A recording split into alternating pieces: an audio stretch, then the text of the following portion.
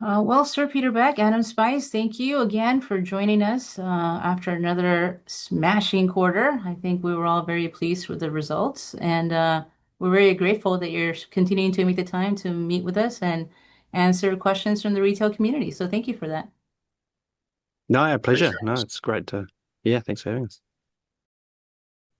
I wanted to kick things off with a question regarding the absurd number of launches booked between the start of Q2 and the time earnings were reported August 10th. So there was a mention of 26 new launches booked in the Q2 deck, and if my math is correct, there are 18 out of Kodiak, two Haste for the Defense Prime, three for IQPS, three for NASA, bringing us to 26 total there. And I just wanted to confirm that two Neutron are on top of that 26. Is that the right way to look at that? Yeah, that's Yeah, I mean, right. yeah, Go ahead. no, you got it. Adam. No, The, you're the good. only the Right? only bit of color, shit, Go ahead, Pete. you got it. The only bit No. of color I'd add here is we just see tremendous demand for launch. Launch has always been like quite a lot of demand, but yeah, I think the market has never been so constrained, and especially around Neutron, we have to be extra kind of selective about which projects we take on and which projects we don't take on. We saw a tripling of the NSSL budget. There's a tremendous demand from the commercial side, and then now with Iridium, we need to reserve some launch for ourselves. So, that on that side of the equation, there's tremendous demand. And then on the Electron side, I think you'll see the value that the Haste product and also Electron as an orbital vehicle is providing. hmm So if we were to take the 28 that were just signed and zoom out and also include Q1, so far through 2026, Rocket Lab has launched Electron 13 times, three of which are Haste, and then signed, I guess, seven Neutron and 57 Electron, 40 of those being Haste. So before we touch on LC4 and the greater Ghost platform, I wanted to first ask about the existing sites, LC1 and LC2. So Mhm. LC2 has hosted every Haste launch to date and looks to be receiving an increase in capacity based on a Space News article that was published last week. So folding two questions into one, what is the expected capacity at Wallops following this recent upgrade? And if need be, could any of the Haste missions that are in backlog, like thinking of Department of War, Space Systems Command, for example, could those depart from New Zealand soil if need be? Or are there security limitations or restrictions on these government defense launches? Yeah, so I guess I'll answer the question in two parts. So, firstly, the Wallops team and the Virginia Spaceport guys would like as many launches as we can do. So, there's kind of some arbitrary numbers that were put in there when we first turned up, and it's like, well, how many should we budget for? And we just sort of plucked a number and said, oh, about that. But make no mistake, like everybody wants the most amount of launches possible, and there's no legal or regulatory reason why we can't increase the launch rates there really, really significantly. So, Wallops will continue to see increased launch numbers and as we go on. And then from the government customers' perspective, I mean, they have particular tasks that they want to achieve. And some of those tasks will determine, just like an orbital launch, about where in particular the launch needs to come from. Mm. So it's less about it's less about anything other than like we need to achieve a certain mission, and where do those sites need to be to achieve that mission. But that'll the two pads in Alaska, that'll give us five Electron pads. That's plenty to be able to serve everything we see in the kind of near future. And we built three of those pads now, so it's really just a print and release kind of a process. And obviously we're making some changes with the Ghost to make it more flexible, but a lot of that stuff is pretty same. And Dave, I'll pass it to you. You had a question about those two Kodiak pads, right? Yeah, I was just a little surprised to see there's actually two Electron pads in Kodiak and not just one like there is at Wallops. Is this kind of a sign that you're seeing a lot of demand for launch from that site? Yeah, I mean, building two pads doesn't cost twice as much. you can share a lot of infrastructure and a lot of overhead. So, as we see demand go up, it just sort of makes sense to, make sure we have the capacity there. And the one thing on that contract too is that we've gotten a few questions about the 266 million, and should just take 266 million divided by 18. It's actually a pretty complicated agreement where there's some built-in funding for some of that infrastructure as well. So there's actually 12 launches with 6 optional kind of add-ons to that. Plus you've got some funding for infrastructure. So it's actually it's a very holistic kind of package that was put together to make sure that we're going to be able to bring the customer what they ultimately need, and that required some investment. And I think it's just a healthy sign that the customer is willing to kind of co-invest with us there to kind of make that happen. We didn't have to go all Rocket Lab dime. Well, that's good. I mean, I think we're talking now really about the Ghost product, and I have a question about that. But piggybacking on or following up on what Adam just said, so it sounds like the initial contract price does in fact pay for the infrastructure or the Ghost product that you guys are deploying in Alaska. Is that correct? Co-investment. So we're both sharing the investment. So it's not on all our dime. It's probably closer to 50-50. The one thing that we found is we can build infrastructure really cheaply in New Zealand. It's not quite as easy in the US. There's a little bit more kind of regulatory kind of hoops you got to jump through, and just kind of even raw materials and labor and everything's quite a bit more expensive in the US than it is in New Zealand. So I think a rough ratio for New Zealand versus US on most things is almost a 3-to-1 ratio. And I think infrastructure is pretty consistent with that. That is very expensive. So moving on to Ghost, I was really excited to hear about Ghost. The press release says that, Ghost is packaged entirely within standard shipping containers. How many containers does a full system entail, like the site and the rocket? What does the destination actually need to have in place in order for it to be able to be deployed? And how quickly can you go from containers to launch? So there's kind of 4 major containerized systems, and then there's plenty of auxiliary infrastructure that packs away. We need a concrete pad, obviously, and a concrete pad that's substantial, not a Walmart car park. We need proper concrete, that system integrates pretty simply from there. I mean, it's not intended to be roll in one day, launch, and then roll out. But it is intended to be, moved around various sites. So how many containers do you think the whole package entails?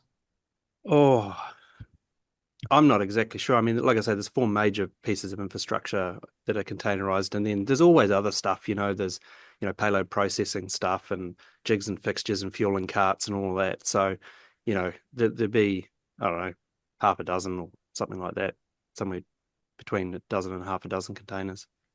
No. For the whole system, yeah. We have seen some pretty striking photos of the Alaska site. It was striking enough that it was hard to tell if it was AI or real, including one that looked like an Electron standing on the pad.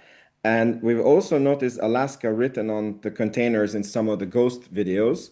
So we are wondering if the Alaska site is partially a Ghost container site, or is it like 2 normal launch pads? And how far along are these pads, and when do you think they will complete? Yeah, well, I mean, I was surprised as you were, Vince, at the quality of the AI, because when the team showed me that, I was like, oh, this looks good. Looks like we can, this almost looks done. We must be done. So, but no, they're rendered images. I think AI has just got to the point now that you can create things that look pretty professional. But yeah, and those sites will be Ghost sites, but it doesn't necessarily mean they'll ever go away either. It's just because it's using the Ghost system doesn't mean that we intend to pack up and remove them out of there. There's still some fixed infrastructure, and I better not get too ahead of the team about talking about progress, otherwise Muriel will dump me over the head. So, but I think you can imagine it doesn't take us that long to get stuff done. I'll jump in again with another kind of unrelated question, but then we'll circle back to Ghost. With the announcement of Rocket Lab Germany, it is safe to assume that we'll see more than just Mynaric coming out of Europe. Will the focus in Germany be primarily on spacecraft production in what we can assume to become the greater EU, or should we also expect to see manufacturing of launch components there as well? Yeah, I mean we'll see, I guess, is the answer to that question. Clearly, Europe have a desperate need to build some infrastructure in orbit, and we're well positioned to help with that. Often with the sovereign launch capabilities, sovereign it really loves the idea of a launch, but they love the idea of you coming with a launch vehicle and your own launch manifest and backlog even better. So because they don't have to do everything, they can just claim sovereign launch capability without doing anything. And historically, we've never really, if a sovereign wants us to create a launch capability for them as a sovereign, they need to come with sovereign payloads as well. We're not just going to cannibalize our launch, manifest and add overhead to come and launch out of someone's country. And I think historically that's where others have gone wrong, where they've tried to create the sovereign capability and not actually, require the sovereign to bring new payloads. Just, because it just doesn't make any financial sense. Mhm. So we'll see if the demand turns out to be real. But I mean, given the constraint in launch, just even within America, let alone the rest of the world, like I think there's a reasonable probability that there's going to have to be some pretty significant sovereign investment into solving some of those problems. Okay, and then with the modularity of the Ghost platform in mind, how long until we see you guys flying out of a European site like Norway's Andoya complex, for example? Same answer as I've just given. Okay. Like we're not going to just turn up to fly their same payloads from a different site with the additional overhead. There needs to be a sovereign justification for us to come to someone else's country or facility. Fair. I think coming back to your question, Vince, on the timing, I believe that I think the first of those 18 potential launches out of Kodiak, I think is scheduled for 2027.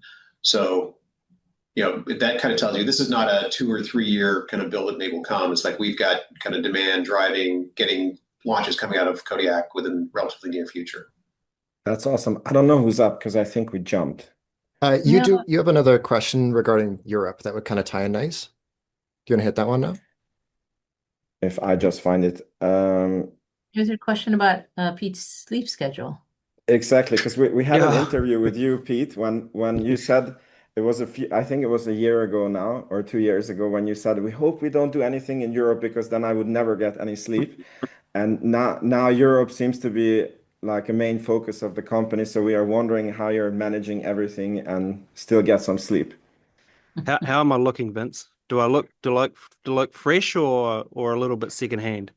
Look, I'm always biased because 100% of my portfolio is with you. So whenever I see you, you're beautiful, but I'm biased.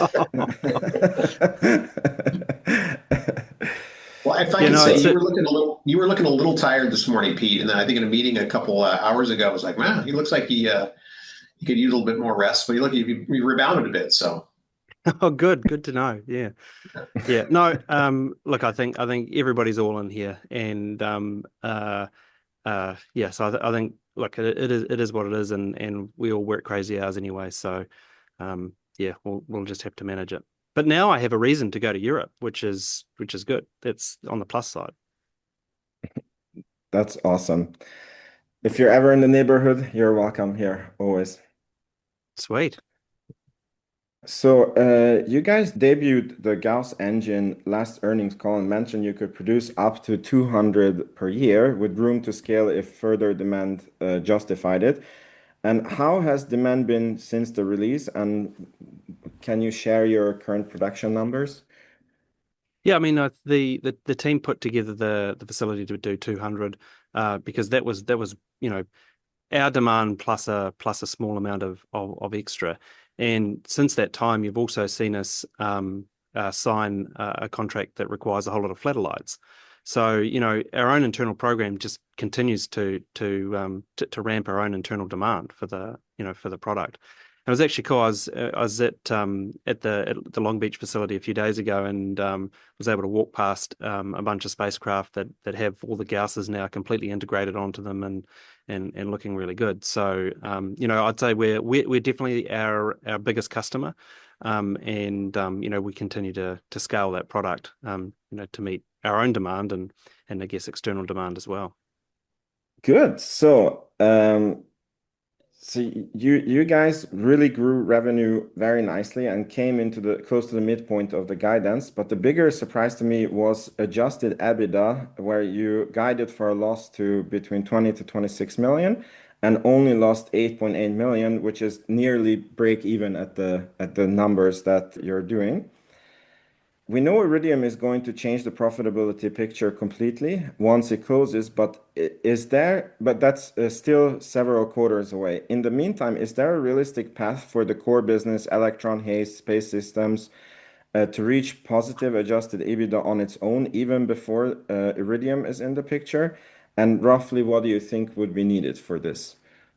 Yeah, I can take that. Look, I think, Q2 was very strong. I think we had some really positive things happen in the quarter. Margins, obviously, gross margins were higher than we'd expected as well. Part of that was driven by, we had some one-offs in the quarter that were beneficial. We had, some tariff refunds that kind of hit up and affected, COGS. So we had some benefit, but the kind of where the business is now in this state, we always have those kind of one-offs. Sometimes they're kind of helpful, and they all line up on one side of the ledger, and sometimes they line up on the other side. And I think this quarter they happen to line up on the positive side. But I think the path to positive EBITDA is very clear, and it's been very consistent. It's really getting that first Neutron launch off. So, and we've been pretty consistent in saying, like, the quarter after we have our successful test launch of Neutron, we should flip meaningfully just EBITDA positive. So that's completely independent of Iridium. I think, to your point, I think Iridium completely reshapes the financial profile of the business. And I don't think that the investors have really clued into that quite yet.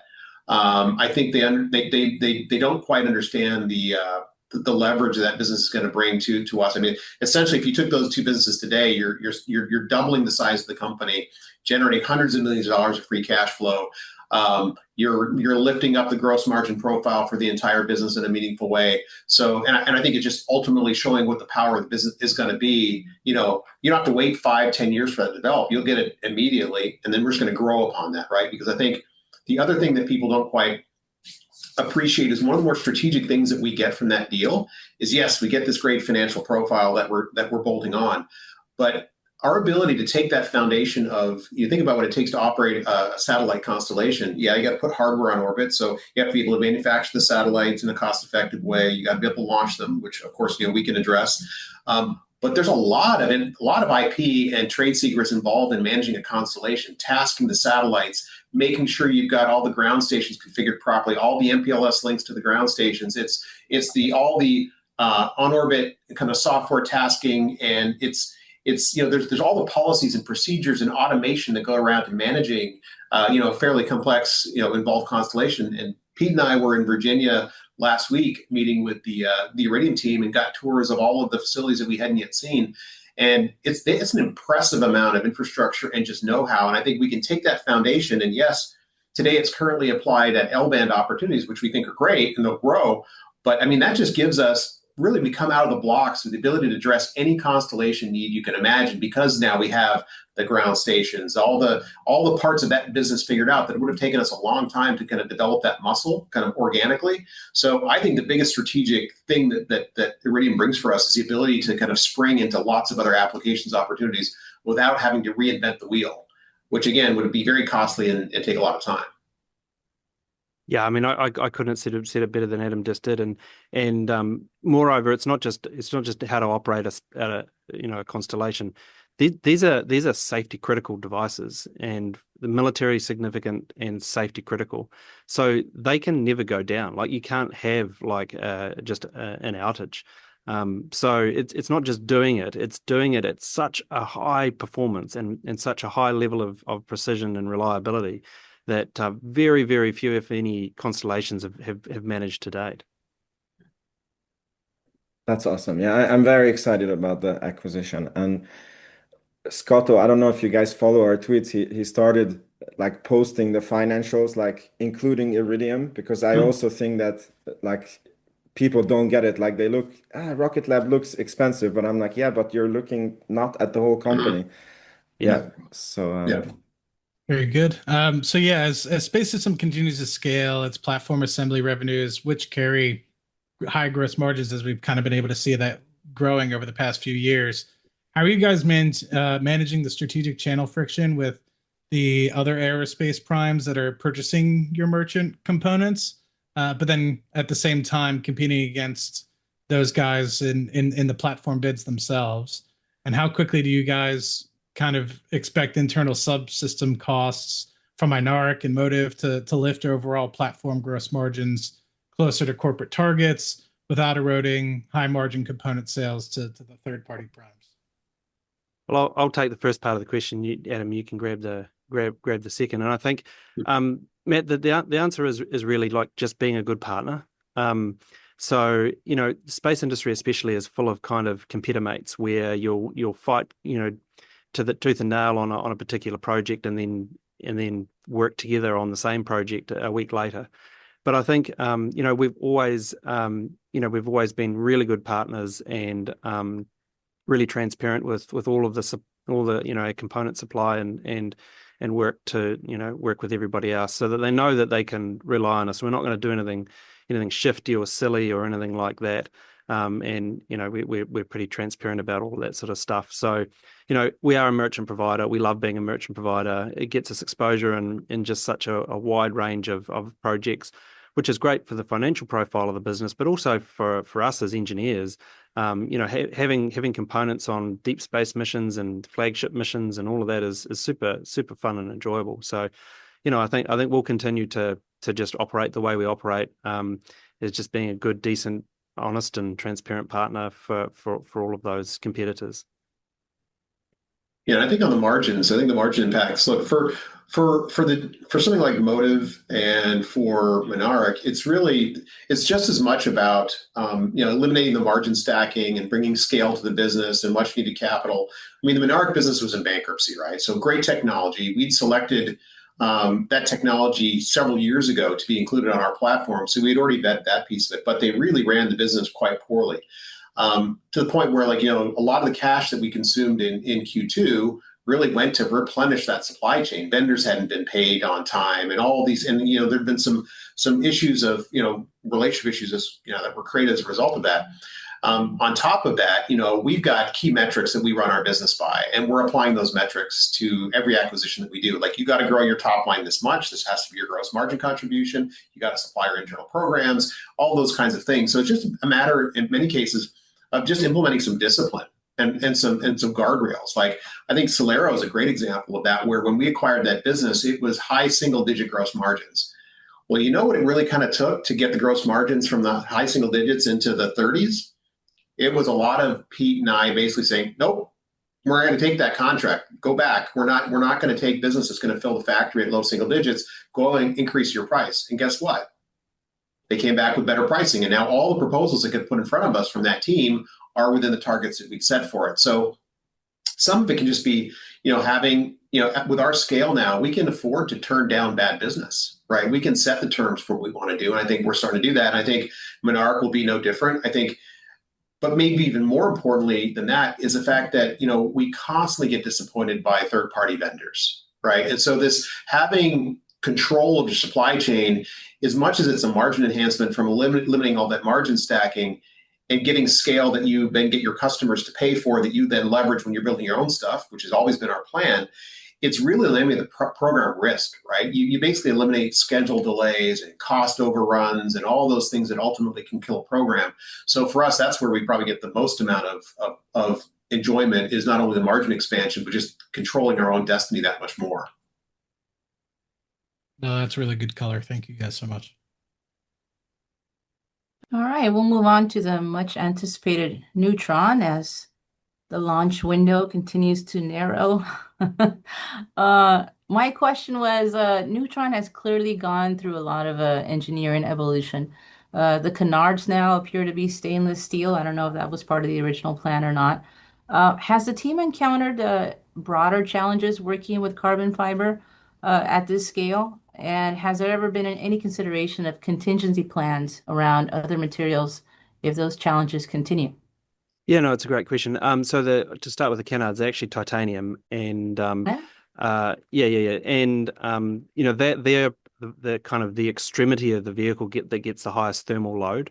So while in theory, yes, they could be carbon but the titanium actually just gives a much more longevity for those particular appendages.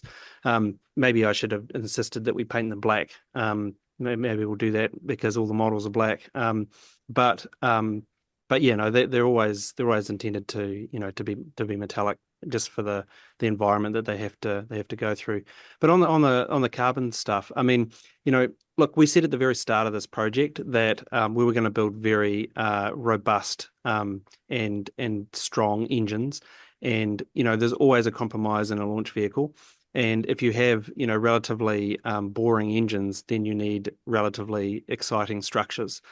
So, the composite structures really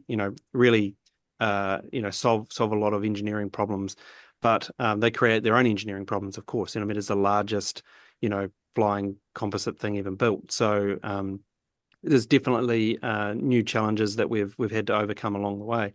But in saying that, I've visited just about everybody's rocket factory. In fact, I've visited everybody's rocket factory, and when I see the kind of the processes where taking giant slabs of aluminum and milling them out into isogrid, then rolling them and welding them, and then I see our automated fiber placement machine just stripping down carbon on an outside mold. Man, I know where I want to be at the end of the day. So it's a lot more work to get there. There's no argument about that. But once you're there, our ability to produce these structures at a cost and a rate is going to be vastly superior to any of the kind of more subtractive or additive metallic structures that I've seen to date. So yep, they're challenging, and we'll work through it. There's nothing fundamental there. It's just we're kind of tracing new ground in some of these areas. Okay. So can we expect to see any additional different materials on Neutron as we get closer? No, I mean the materials are pretty well locked in, but maybe I should for the sake of clarity here just outline some of the materials. I mean, I noticed on your T-shirt there those canards are silver. So that would give you an indication that those are metallic. Actually, the bottom thrust structure that you would have seen in the earnings deck, where all the engines and plumbing and everything sit, that's an aluminum structure, and there's composite components in there, but that's largely an aluminum structure. And then there might even be a little bit of stainless steel on the bottom for some heat shielding. But the vast majority of the structure is composite, but there are some metallic things around. And look, it's not a religion. It's the best material for the best job. So we're not religious about everything has to be black. It's the sensible places are carbon, and the sensible places are metallic. Oh, that's good. It's good to have that clarity. Since we're talking about materials, can you walk us through any concrete design changes, examples that have been made with the rapid use of reusability and scaling in mind as we specifically start to think about that what the 10th launch will look like? Yeah, it's a great question. So, a good one that's relatively recently. So, as we're talking about qualifying the Archimedes engine. So, an Archimedes engine, take a first stage Archimedes engine, its burn time is 190 seconds. So, the logical question would be, so, okay, for a qualification program, how many starts and what should be the burn duration of that engine for qualification? Well, our qualification exit criteria for an Archimedes boost engine is 40 restarts and 1 hour of burn time. Now, you might say, well, the engine only runs for 190 seconds, Pete. Why do you need that engine to run 1 hour?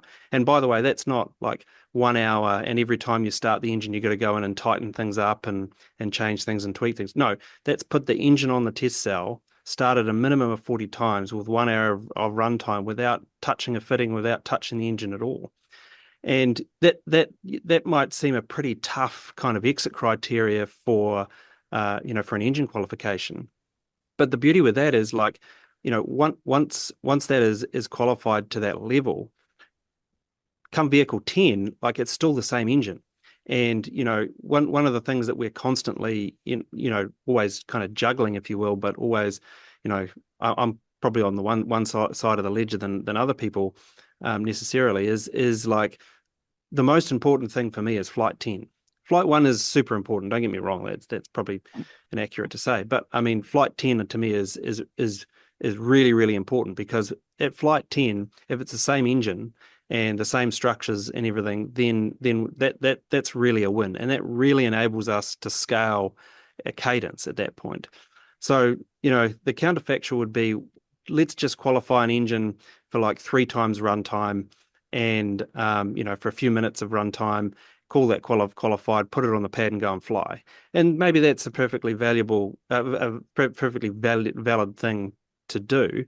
But I'm pushing to let's have the full 1 hour of burn time, the full 40 restarts, so that after flight 1 we can really scale. Because if you look at the pent up demand, I mean, the commercial pent up demand is extreme. I mean, you're seeing other launch providers back away from providing commercial services. The NSSL guys tripled the amount of budget into the NSSL lane 1, which obviously we're a contender on. And then now we own Iridium, so we've got our own requirements for launch. So for us, like, how fast we can scale Neutron into a high cadence is I would argue almost as important as flight 1. So making sure that we can scale quickly after flight 1 is important. And for the very reason that once you qualify an engine, it sucks to go back and requalify it, because it's like in fact, it doubly sucks, because you have to go back through all that qualification criteria. But because we are on an NSSL contract, every piece of qualification data that we do and that we sign off is also signed off by a government customer. So we have to go back with those guys again and completely requalify all of that engine and all that criteria. So it's like it's just sucks squared. So if you can get it right early on, yes, it takes longer, but if you can get it right early on, I think it's a much better way to exit into a high cadence. That makes a lot of sense. Have there been any changes specifically to the landing legs since flight 1? We're really thinking about landing it in water, right? Yeah. Are those legs going to be included at all during that particular launch? Yeah, we probably won't bolt the actuators on, because it's just throwing hardware away. There's nothing really to learn. So probably not. The bit to learn is the aerodynamic interface, and then the relight burns. So I doubt we'll probably stuff the actuators in those legs. It doesn't really seem like a good, well, at the moment, the plan of record is to not, but maybe at the last moment we may want to do it, but at this point there doesn't seem to be a whole lot of point to stuff a whole bunch of actuators in there. That makes sense. And on the topic of landing, can you provide an update on return on investment and whether the recovery strategy has changed at all, especially after watching China's recent spider web catch? Yeah, it was an interesting approach. Look, we looked at all of those, especially for the Electron reusability program. I can probably find an image somewhere of we had a giant floating bouncy castle in the ocean, and it was actually a pretty similar approach to the Chinese with the tethers. But no, I think we're pretty comfortable with the landing legs. I think that's a that for us is going to give us the most amount of reusability, and so no kind of anticipation of changing to a different approach. All right, good to know. If we could circle back to the aforementioned the 135 cadence as it relates to neutron scaling. Peter, you mentioned on Bloomberg that you anticipate internal launches to consume something like half of Neutron's capacity.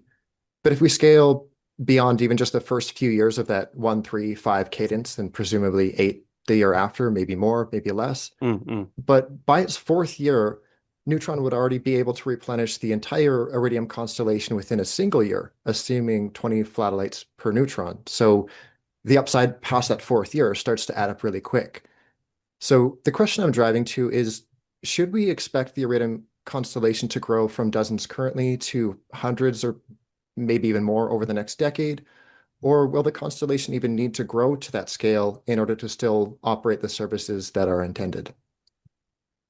Yeah, I guess there's a bunch of assumptions in there, Yes. and I'm certainly not going to predict the future here on a number of things, but look, I mean, what I would say is, like, our desire is not to become the best L-band IoT Iridium ISK company in the world, and that's it. We will do that, and by no means is Iridium the first and only foray into applications. So we have aspirations well beyond that, and I think the things that you can do with the spectrum, the Iridium spectrum, and and its services, I think we see a lot more you can do there. Now, as to the number of satellites and all of that, that's I'm not going to comment on any of that, but suffice to say, we see an absolute need for a pretty healthy capacity for our own stuff. And look, we've been transparent from day one. It's like what with our aspirations, and I think what we believe is a superpower when you can build and launch your own stuff. So Iridium is a really nice entry point, but it's not the one and only. And then for a follow-up, Adam, this one's probably more in your lane. For the individual flattellites themselves, are these on par with the rest of the Photon family in terms of both the selling price to the customer as well as the internal cost to build? They're very, very different.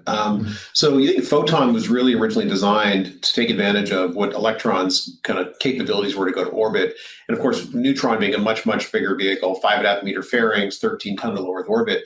The flattellites are really, you think of those as call it a not too far off a mass class of what you'd find on, like the things that we've been recently designing and building for SDA and MDA Globalstar and so forth. Different, kind of, I would say, size of the boxes and so forth because they're a flatellite design, but roughly the same mass. So you think about those as being in the 750 kilo to 1 ton class type of satellite.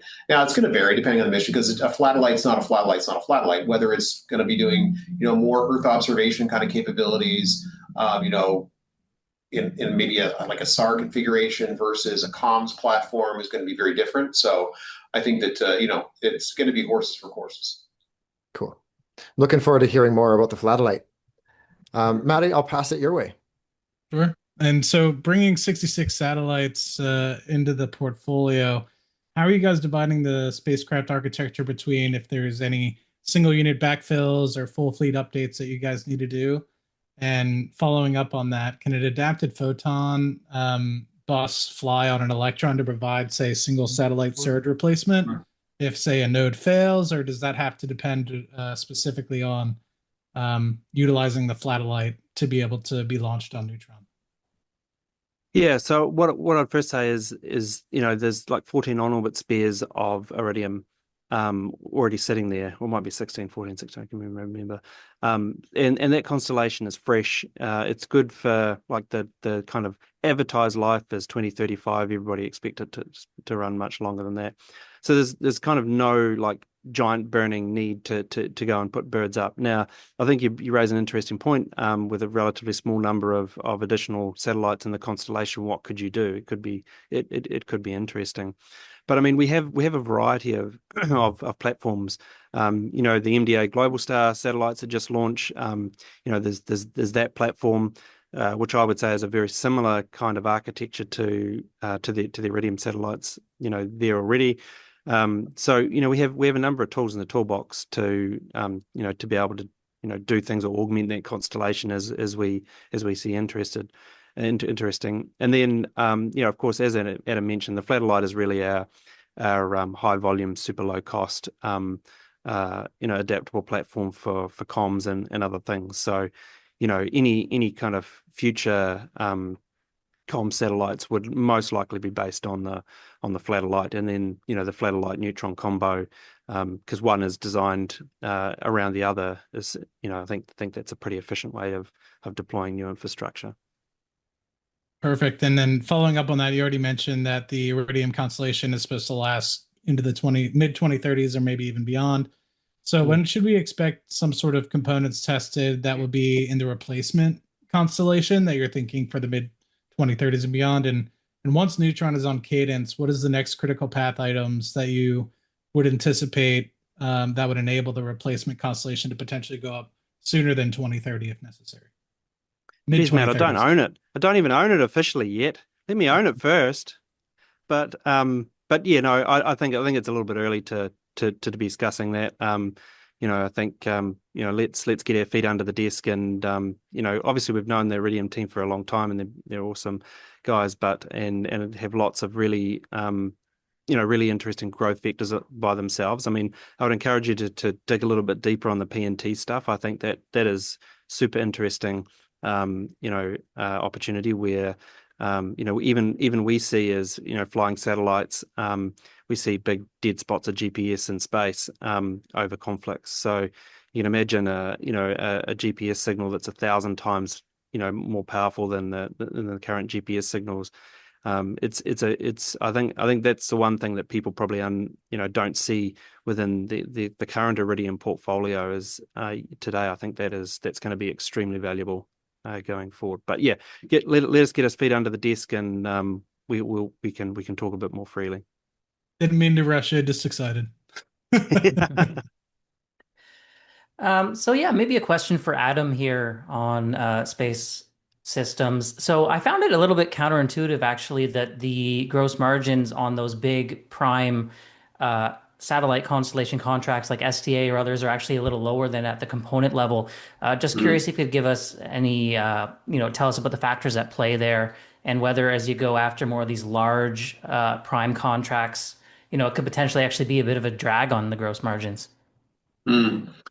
Yeah, well, we've always known that the margins on those large programs are going to be lower. I mean, if you look at the range of margins on our components business, we've got things that are at the lower end, Monarch, obviously, because it's brand new, is going to be at the lower end until we get into fighting shape. Then it should come into focus. But think of the general range as being as low as 30 points generally to north of 70 points on that components and subsystems business. So the margins of the business actually are quite influenced by the mix quarter to quarter, because that components business is about 40% of our overall space systems revenue. So think of platforms as 60, components as 40. And then, what we do is we model out what we expect the cost to be on these large programs, and you recognize revenue and cost over time, right, as you're deploying your cost to complete the program. And those can change over time. Ideally not, because then you have these EAC adjustments, which can kind of mess with RevRec and all that kind of stuff. So, but I think we're pretty conservative people at our core. And so we go into these programs modeling margins with certain reserves and things that say, hey, if this was to happen or that was to happen, then this is where kind of margin would land. And we tend to kind of want to undercommit and over-deliver on margin. So, but you should generally think about large platform programs for us being in the 35 to 40, maybe low 40% gross margin, right? And I mentioned before, components is 30 to north of 70, in some cases significantly north of 70, right? So it really depends kind of where we're at in that overall mix.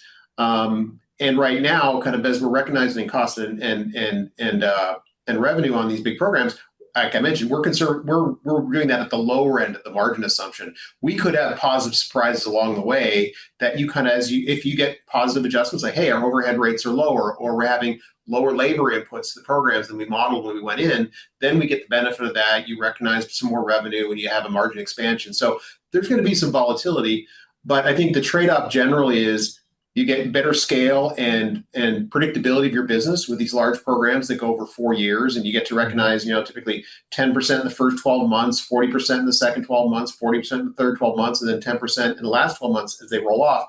It provides us a great amount of predictability and stability to the business model to communicate to investors, but it comes at a cost. You're not kind of clipping the highest end of the margin profile of your business, right? So at the end of the day, it's going to be a mix. I think, one of the the benefits again of getting the Iridium business kind of tucked in is it will certainly have better gross margins. It's very profitable. I think overall it just evolves the whole business model by 5 to 10 years versus probably where we thought it was going to be if we had done it purely organically. So I think all that's good. I'm not really worried about any particular pocket of margin in the business.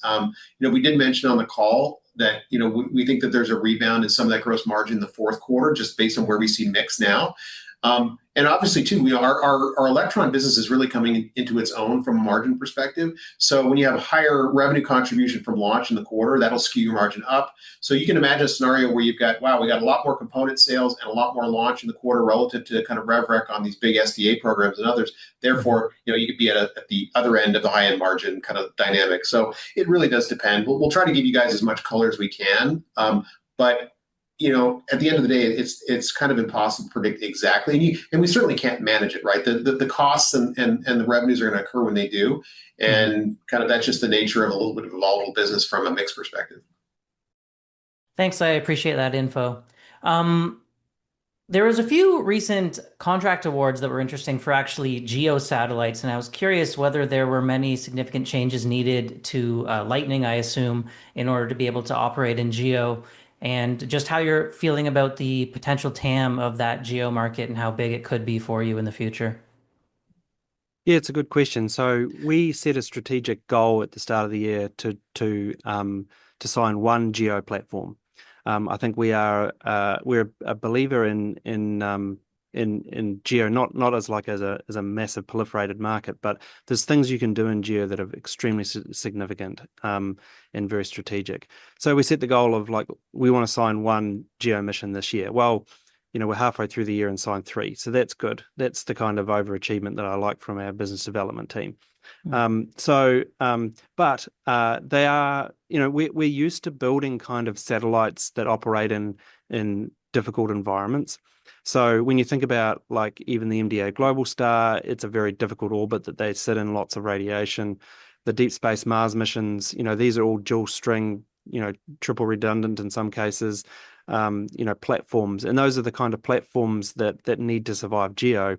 The Mars, the 2 escapades have very long lives. The MDA spacecraft have very long lives, and just like GEO birds. So it wasn't like a huge departure for us. I think if we were just building 500-kilometer SSO LEO birds, and then we went to go and build a GEO bird, it would be, whoa, this looks tricky. But after doing interplanetary and stuff like that, it's not a big lift for us. Hence the reasons why we're able to win and not just win boring projects, but win really, really important and strategic and difficult projects. But I think thanks. Back to also asking you a question, I think the company that can build a LEO bird, a GEO bird, and an interplanetary bird, you can build anything at that point. There's nothing you can't build. Hopefully we get a chance to see some of the interplanetary stuff soon, like with the MTN and eventually Venus. I know we had some extra questions here at the tail end. How are you folks doing with time? Everybody okay? Yeah, I've got till to the end of the hour, so yeah, keep them coming. Okay, we got about 7 minutes. Scott? Sure. I'm going to ask a question that I'm going to pretend that I understand. We polled the audience, and this one came up a couple times. So I'll use a visual aid for the final video so that it makes sense to the viewer in case I butcher the explanation here. But if we look to the Neutron payload guide, the best way that I can explain this is it looks like the Neutron gets kind of cracked in half, tipped over, and then reloaded, and then stood back up. Once Neutron has a few launches under its belt and is, proven what you guys need to see, will it still need to be cracked and tipped, or was it just a matter of No. gantry? You could just crane it right in? Yep. Yeah. So the fully developed ConOps for a Neutron is it never ever breaks over. The architecture is such that you can load the payload directly in the Hungry Hippo with the second stage and go. It does require additional vertical infrastructure that it just wasn't necessary to build straight out of the chute. That's kind of the next phase into the high cadence ops. But we can achieve everything we need to achieve by that breakover. But but that's certainly for just the initial flights. The medium to long term con ops for a Neutron is it comes off the barge vertical, goes back on the pad vertical. The payload in second stage drops into the Hungry Hippo. We close the Hungry Hippo, and fuel and go. Very cool. And is there like a ballpark timeline for that? Like we're not going to see it in the first couple launches, I'd imagine, but is that like 10 launches in Correct. or No, less than 10. Okay. Yeah. Very cool. Awesome. Yep. There's a whole bunch of infrastructure in the background that'll be supporting that architecture. Cool. Awesome. Good to hear. Vince, I'll pass it to you. Okay, back to Europe. Europe seems to be a very big focus now in the company. And where do you see the opportunity more in the EU in government or commercial?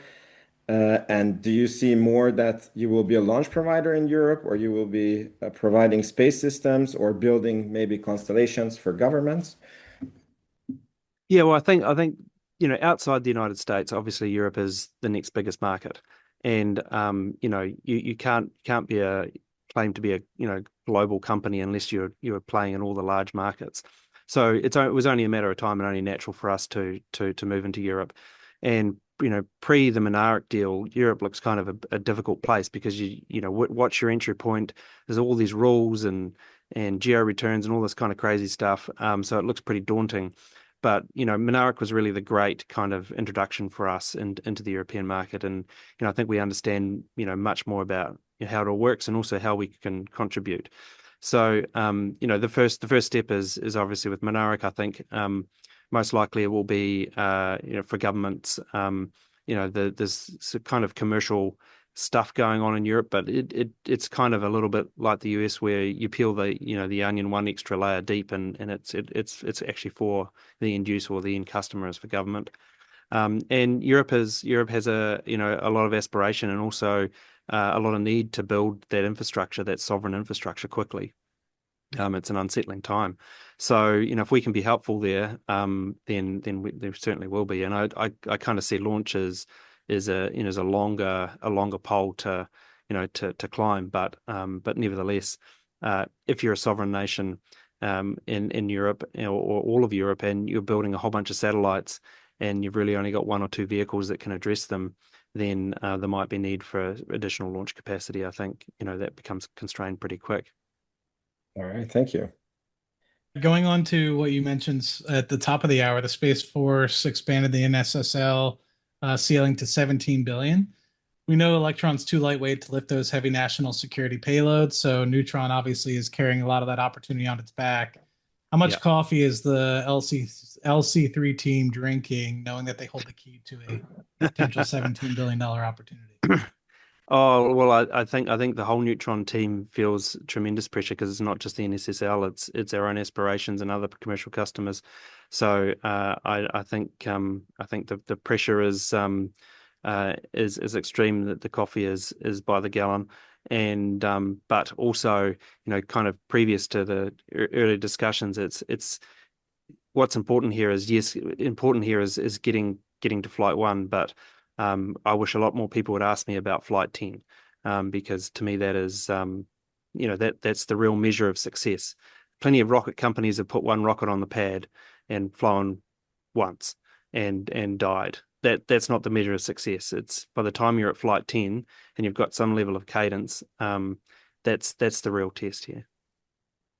Yeah, and that's gotten even more important, I'd say. With SpaceX coming public in the last several months, there's just been a tremendous amount of, I would say, consternation and anxiety about access to launch, right? So we feel the pressure of ramping Neutron. We feel a lot. We think our constellation customers absolutely feel that even more intently than we do, right? This capacity that has been out there for the last 5, 6, 7 years with Falcon 9 is really now in question. And no matter how quickly and how much pressure we can put on Pete to scale from 135 to a bigger set of numbers, which is a daily pressure that gets applied, it's still going to leave a huge gap in imbalance between supply and demand, right? Just if you look at the number of merchant launches that Falcon 9 provided last year, never mind what's going to be this year, and then how the overall ecosystem is growing, the demand for launch is growing.